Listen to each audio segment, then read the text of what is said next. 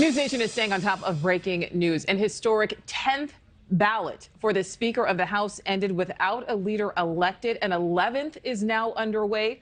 Kevin McCarthy, though, staying optimistic, or appearing to, despite failing to win the gavel 10 times over the past 3 days, even with proposed deals with his detractors. So far, the votes have not changed in McCarthy's favor. 21 Republicans still voting for other nominees or choosing to vote present.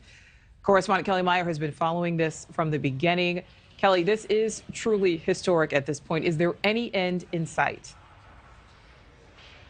Yeah, Nichole, it just keeps going and going and going. But I am told there may be an end in sight. Right now, there is some sort of tentative deal on the table between McCarthy allies and that group of Never Kevin conservatives. It would mean some major concessions on the side of McCarthy, but it would mean that he could get the gavel in his hands. But I put this out there with a big star next to it because it could take 72 hours to go through all these proposed rule changes. It gets a little wonky in there, and it might push this vote into the weekend. And again, we don't know what exactly is in this deal and what more needs to be negotiated. We still are in the camp of let's see what happens next.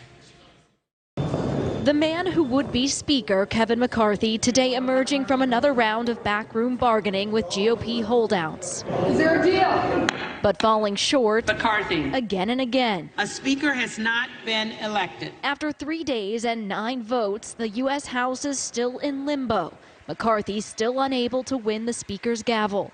The delay keeping the House on hold. No members sworn in, no bills passed, no hearings held. Today, a new warning from top Republicans on committees handling national security, saying, quote, "We cannot let personal politics place the safety and security of the United States at risk." This while the internal GOP struggle plays out in public. The American people have told us by putting a Republican majority here that they want Republicans to lead, and they want a government that works and doesn't embarrass them. And we are failing on both missions. That must change today. The breakaway group of conservatives refusing to yield, blocking McCarthy, who they say isn't one of them. The left has captured virtually every institution. It is time that we reassert ourselves and put America back on the road to recovery. The Speaker of the House doesn't have to be an actual member of the House, and during today's voting, a new familiar name was tossed into the hat. Donald John Trump. While other relative unknowns got support. McCarthy's vote totals heading in the wrong direction, losing support by the end of the 8th vote. His opponents still a hard no. McCarthy remains adamant he will win. But with no end in sight, members have been warned not to make weekend plans, as the House still struggles to elect a leader.